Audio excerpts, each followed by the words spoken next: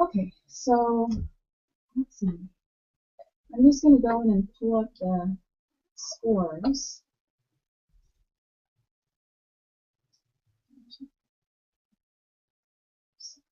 Okay. So we have portfolio 187, and we have 232, and then we have 236. And so maybe we should talk about each of them in order. And I thought I'd pull up the rubric too and kind of talk through the criteria. The reasoning. Reasoning, yeah. And just keep. I tend to want to keep it connected to the rubric. Like if I'm too far off the rubric, I can say, oh, this person passes, or this person is awful and doesn't pass, but I'm not paying attention. Mm-hmm. And I think in the borderline cases, the rubric's really important to me to keep me oriented toward things. So let's talk about 187 first. And maybe let's just say from the get-go that it's missing the reflection and the works cited. Yes. So maybe let's talk about the quality of the writing.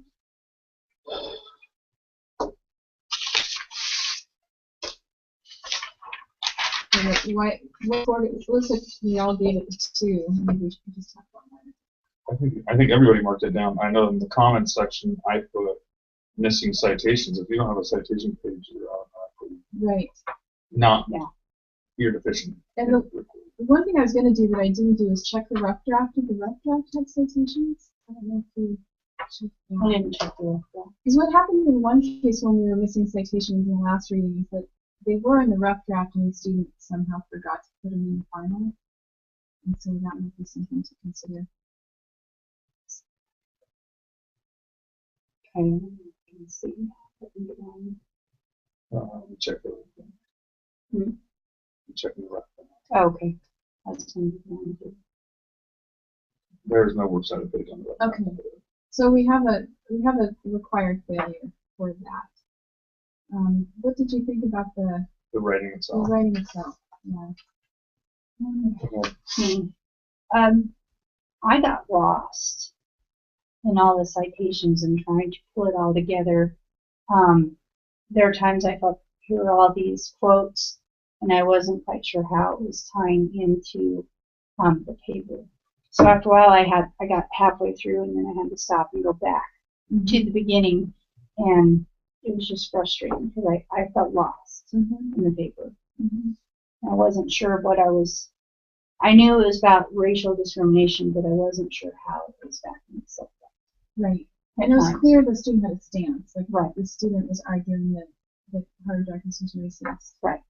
But other than that, it was really difficult. The ideas needed to be clustered more productively together. I think that's it. And I think that I put something about there being jumbled. The structure is jumbled. Yeah. It would be clustered for coherence as far as where they're going. In this part, this shows it's racist. This part, it just seemed like they said it's racist, and here's all the stuff why. For me, I thought it just didn't really put it in context. Did the kid think the book was written now?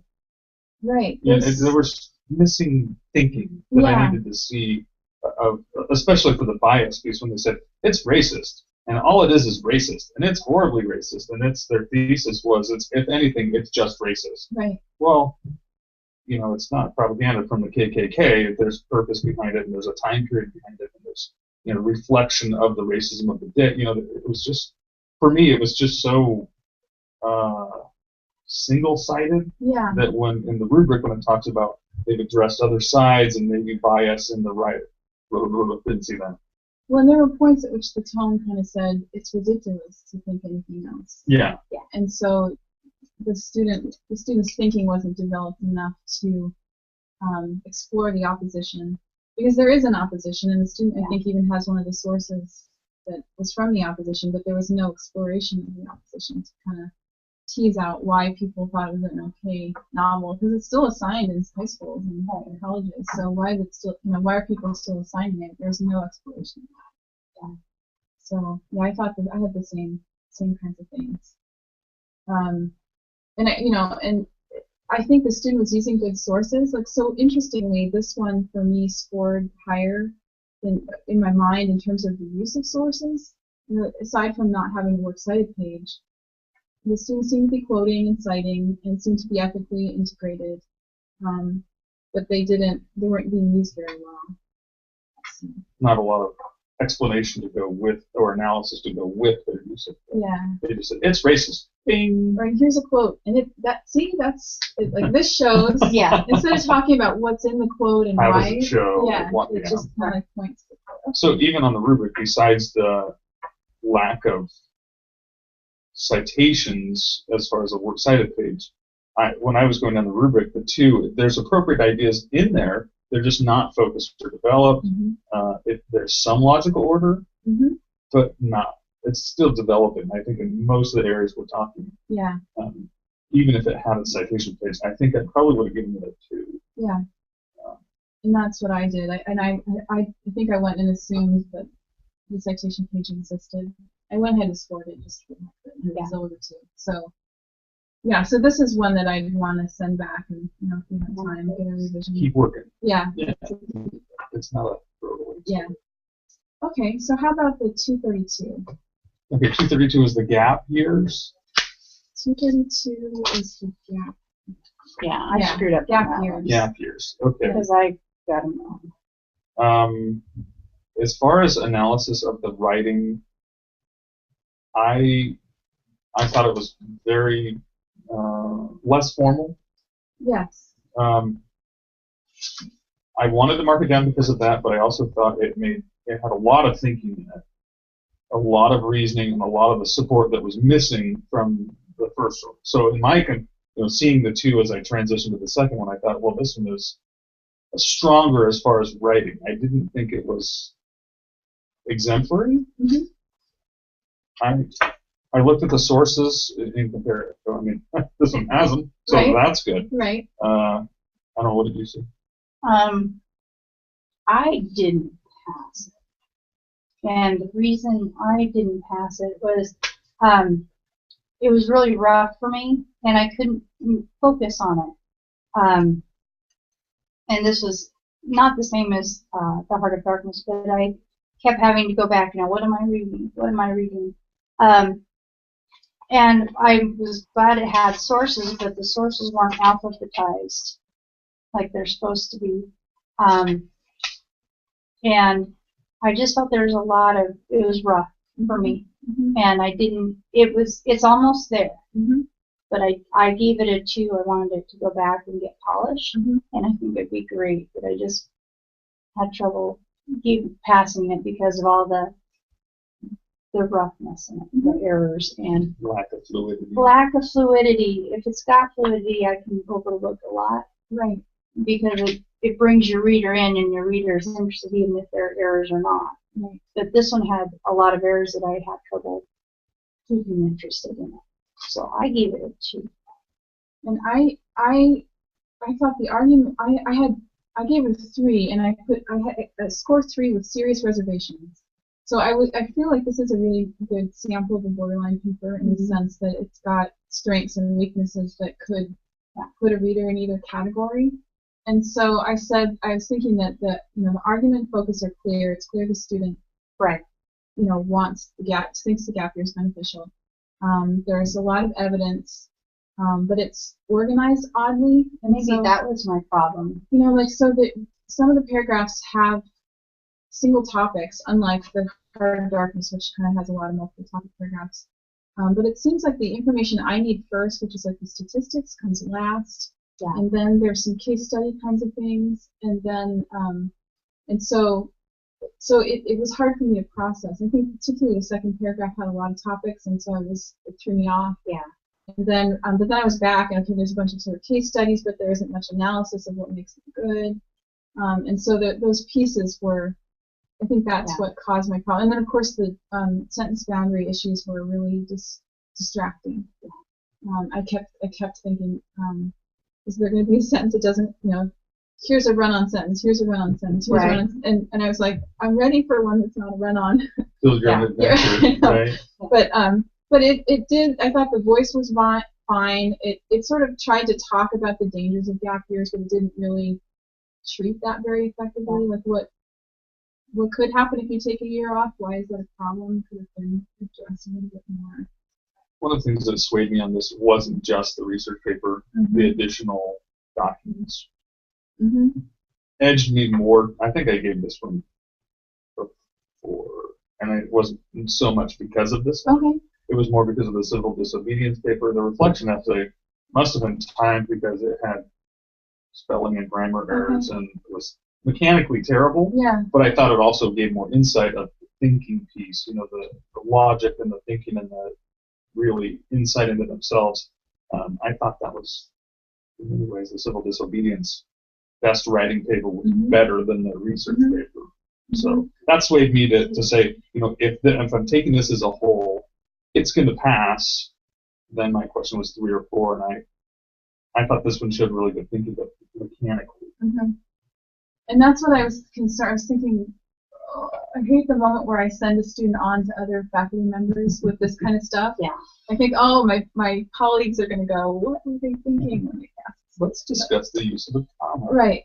But I think for me that I would have liked to have another revision, but given that we're at the end, I think that's kind of what made me set aside. I think this one has enough strengths that I would feel confident.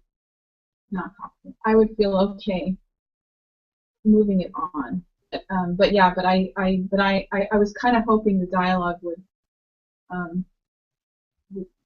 balance me out. Does that make sense? Yeah. Like I'm hoping my colleagues were. It's past developing, but it's not quite strong or exemplary. And I think that, and it's interesting because I think the spread that we show just the 3 of us indicates how readers handle the situation one-on-one.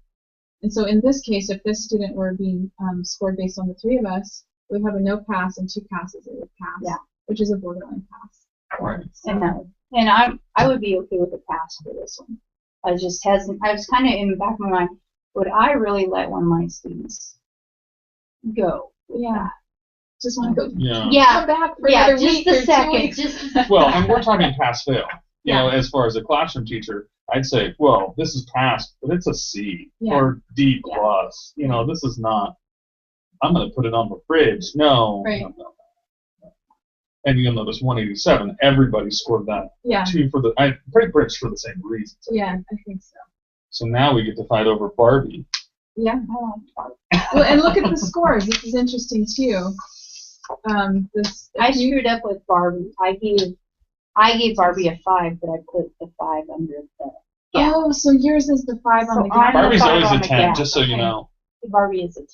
And so you probably put the 2. So there were 2 2s. Right. So I screwed it up. Well, you can see then the table then would skew a little bit more toward passing. It looks like most scores were in the passing range anyway on the table. So there's 1, 2. Most people gave a 3. There's a 4, and then there's a 5. So, and I think people tend to in my experience, people tend not to want to give 5s frequently. No, and I made myself do that. I was going to give it a 4, but I was just so excited to understand and follow all the way through it. It's just like, oh, I got this whole thing. Well, I sometimes think the order of readings also influences us. And I think so it did. If I get a whole series of terrible 2s, ones, the next one that's good just rings all my bells. I'm so excited, And it was like that, because this was the last one I read, and I was just so excited that I could follow it. Well, and this was the one I got halfway through, and so I'm just going to let maybe the 2 of you talk about it. Okay, Miss, I liked it. Go ahead and tell us about it. Oh, well, I think I liked it. I do agree with this person's that doesn't help. But I could follow it. It flowed, and I could see where they were going. And we talked earlier, yes, there are a lot of sources in here. But I was so tickled that I understood everything that they were saying, and I understood the point. And I always knew what their thesis was. And then I went and read their other works, Battle of the Sexes, and I understood that one too. And they even had a work cited on there, and I was really tickled with that. And I enjoyed reading about their reflective essay. So overall, I really enjoyed being able to sit down and read this one. And when I got done with it, I was like, wow, I really enjoyed sitting down and reading that instead of, oh, I have to read this paper. So, and maybe it was because of the other two. It's like, oh my gosh, what are we teaching these kids? And then here was this one. Maybe that's why I did it. But it would have passed for me. And, all right, go ahead. And for me, I passed it as well. I think I gave this one a 3, maybe 4. I don't remember. I would lean towards a 4 more on this one, and even though 2. My concern was the patchwork.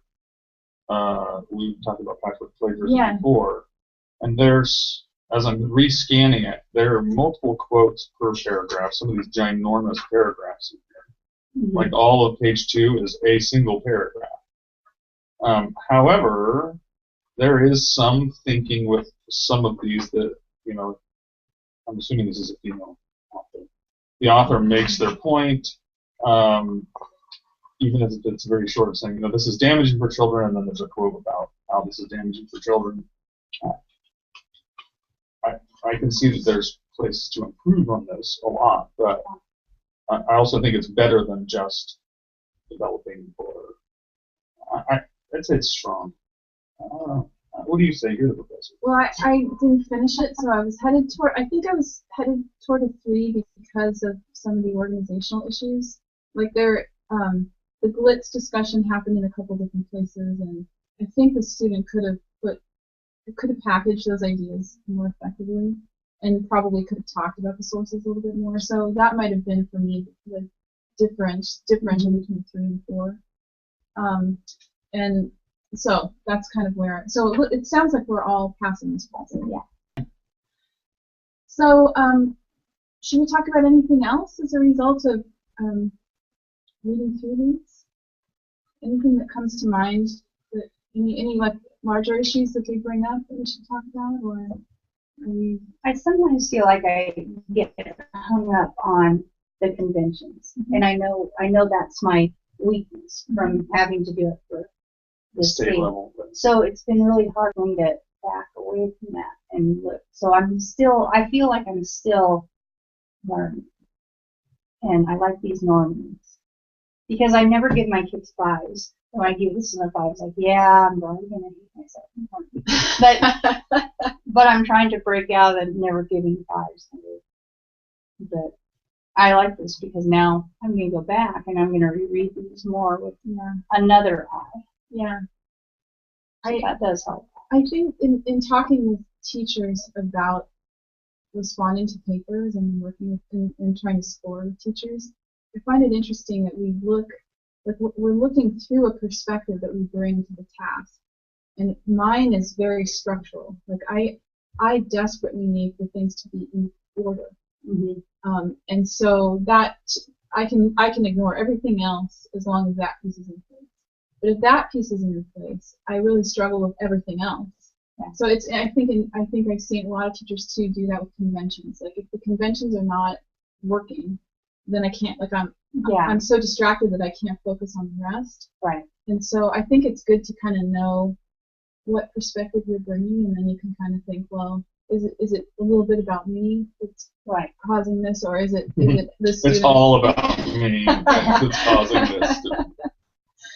And I think the rubric helps me. It reminds me that organization is just one of these categories we're not the only one.